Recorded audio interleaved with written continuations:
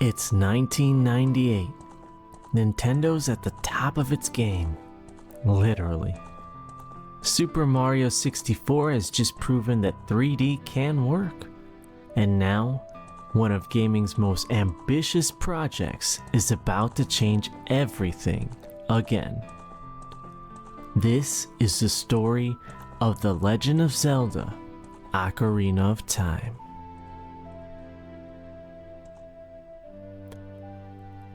Developed by Nintendo's EAD division, Ocarina wasn't just another entry, it was a leap of faith.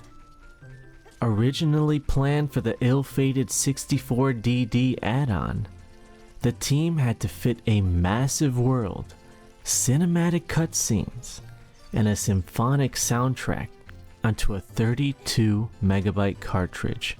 Imagine that. That was insane for the time. Out of that pressure was brilliance. For the first time, players could lock on to enemies using Z-targeting, something invented because Shigeru Miyamoto wanted sword fights to feel like real duels. Even today, games from Dark Souls to Uncharted owe that idea to Ocarina of Time. The Nintendo 64 controller itself was subtly inspired by the ocarina.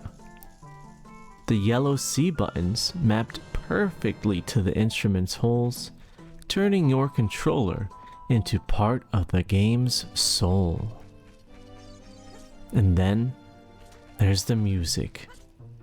Koji Kondo didn't just compose tracks, he turned music into gameplay.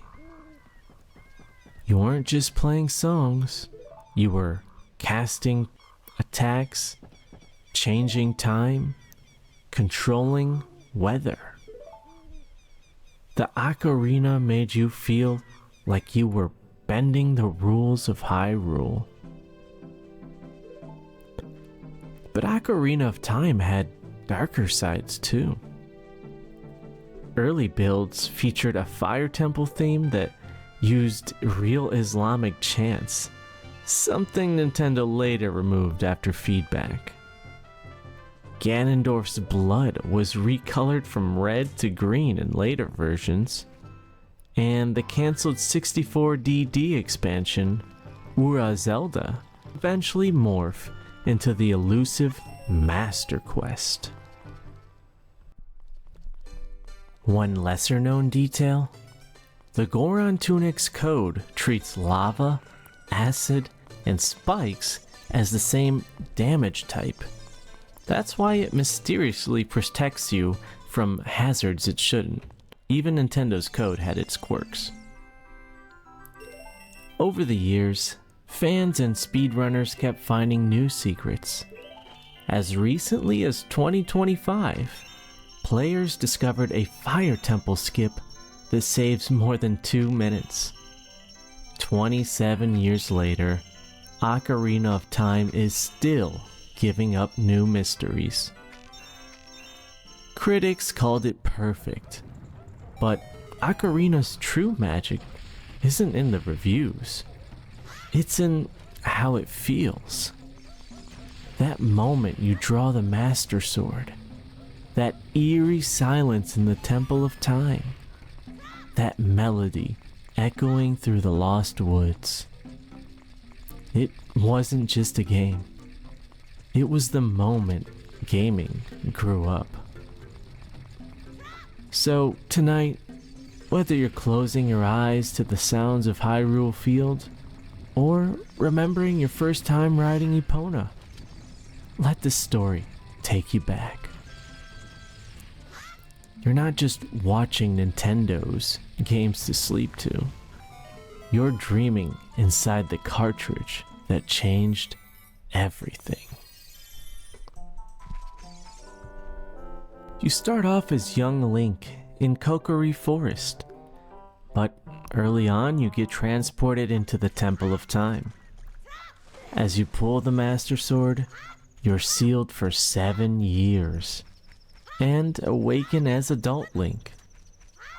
That time jump is central to the game's structure. You traverse both Hyrule in past and future, freeing temples and awakening sages.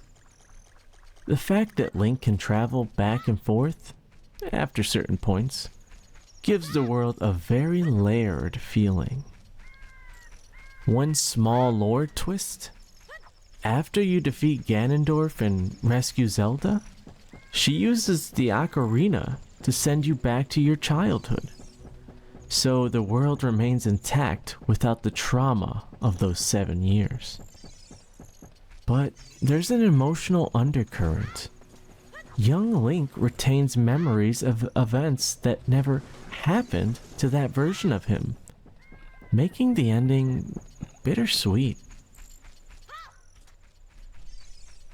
Now the music, composed by Koji Kondo, it's not just background. It's woven into the gameplay. Many areas use ocarina variant versions of the actual melodies you learn. The limitation? Only 5 basic notes are used to map to the controller, but bending with the analog stick gives extra nuance. Interestingly, the Fire Temple theme originally sampled a call to prayer from an Islamic chant, but after release, Nintendo altered that portion in later revisions to remove the reference. The soundtrack was released in Japan with 82 tracks, though the US version had fewer. Here are some fun or darker tidbits that even many fans might not know. Nintendo once gave a collector's edition cosmetic gold cartridge and a golden plastic collector's edition card for early pre-orders. That tradition of special cartridges harks back to the original Zelda. Some planned content was cut.